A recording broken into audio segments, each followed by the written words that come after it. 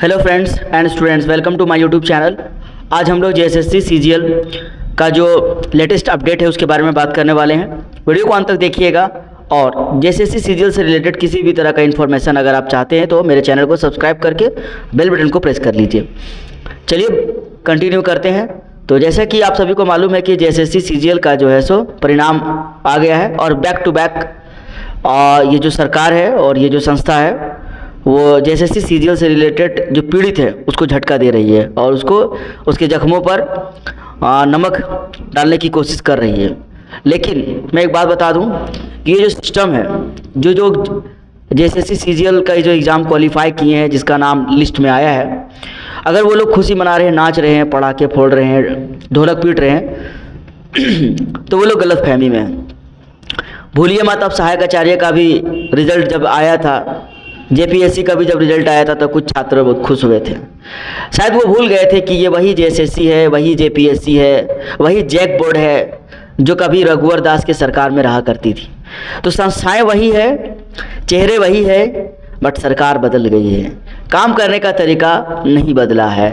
छात्रों को नुकसान पहुंचाना और छात्रों का जो समय है, उसकी उम्र जो है, उसके टैलेंट के साथ जो खिलवाड़ करने का जो परंपरा झारखंड में शुरू हुआ था किसी दौर में, वो आज भी जारी है। तो खुशी मनाने की ज़रूरत नहीं है। अभी आपको और भी झटके मिलेंगे और अभी आपको बहुत सारे सीख मिलेंगे। फिलहाल मैं जो बात करने के लिए आया हूँ, मैं ये बता दूँ, उसको मैं पूरा कर दूँ कि हम लोग जेएसएससी सीजीएल का जो मैटर है, उसका जो जजमेंट आया है, उसको अभी हम लोग एनालिसिस कर रहे हैं। और एनालिसिस करने के बाद हम लोग का जो टीम है, जो हम लोग का जो होनहार योद्धा है, जो सिस्टम को चैलेंज किया हुआ, जो सिस्टम के खिलाफ लड़ रहा है, वो भी बीमार है, लेकिन वो पीछे नहीं हटे हैं, बीमार है। और मैं दुआ करता हूँ कि बहुत जल्द वो ठीक हो जाएंगे और ठीक होकर जो हमारे योद्धा है वो फिर से मैदान में नज़र आएंगे उसी जोश और खरोश के साथ। और उसकी टीम के जितने भी मेंबर हैं वो सब भी इस बार बेल्ट को टाइट कर लिए हैं और इस बार हम लोग पूरी शिद्दत के साथ सुप्रीम कोर्ट में लड़ेंगे, क्योंकि ये हमारी आखिरी लड़ाई होगी। वो दिसंबर का ही महीना था जब हेमंत सोरेन चुनाव जीत गए थे और जेएसएससी सीजीएल को और जेएसएससी को एक सपोर्ट मिल गया था, हरी झंडी मिल गया था। आज भी दिसंबर का ही महीना है जब हाई कोर्ट ने अपना फैसला सुनाया है गवर्नमेंट और जेएसएससी के पक्ष में।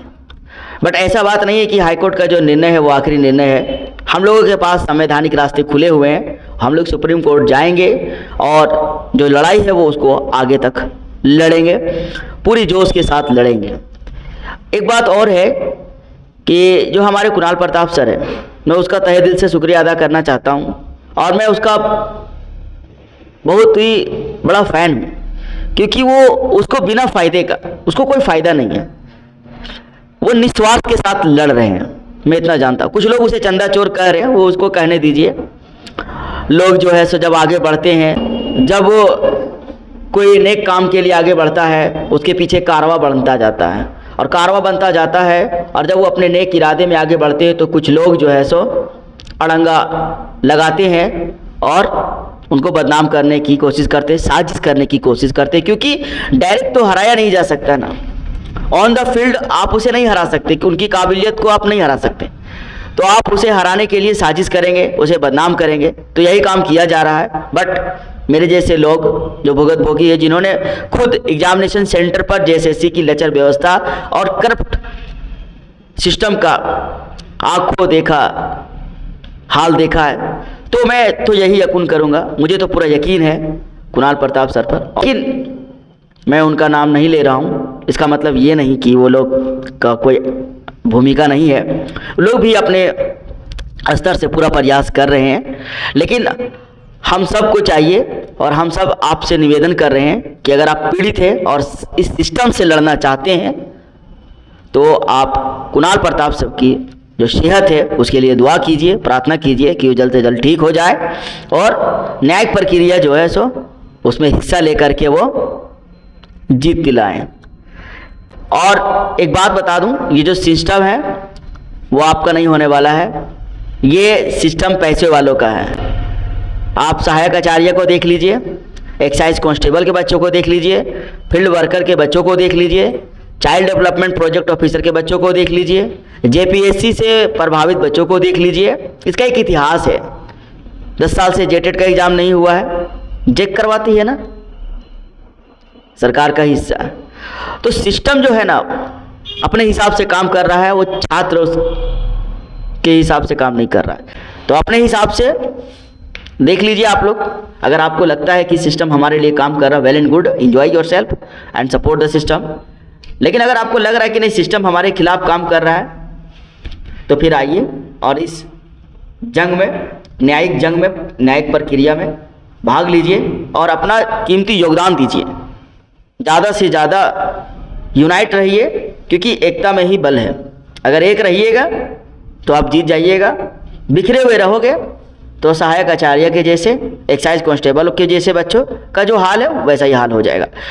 ठीक है, लोगों को लगता है कि अरे ये मेरा मुद्दा है ही नहीं, सहायक आचार्य मेरा मुद्दा नहीं है, जेएसएससी सीजीएल मेरा मुद्दा नहीं है, एक्साइज कांस्टेबल मेरा मुद्दा नहीं है, जेटेट हमारा मुद्दा नहीं है। ऐसे में लोग बटे हुए हैं। लेकिन एक बात याद रखिए, ये जितने भी संस्था है ना, इन सब का जो मेन जड़ है,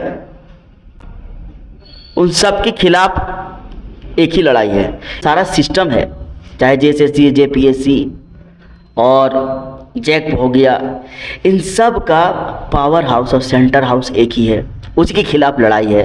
भले अलग अलग लोग उलझे हुए हैं अपने अलग अलग लड़ाई में, लेकिन एक बार अगर उसे ये समझ में आ जाए कि हमारा मकसद क्या है, और उस मकसद के तहत अगर वो लड़ाई लड़ेंगे ना, तो हम लोग सब एक हो जाएंगे और फिर ये जो सिस्टम है, करप्ट सिस्टम है, उसको हम लोग उखाड़ के फेंक देंगे।